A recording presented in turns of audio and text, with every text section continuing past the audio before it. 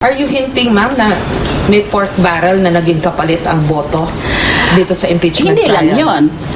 Marami mong paraan makakuha ka ng pera sa administrasyon at kung corrupt ka, mangumisyon ka.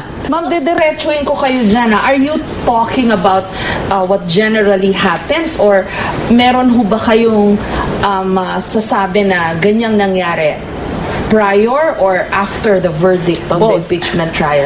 So may nangyaring Generally what happens in a culture of corruption, no?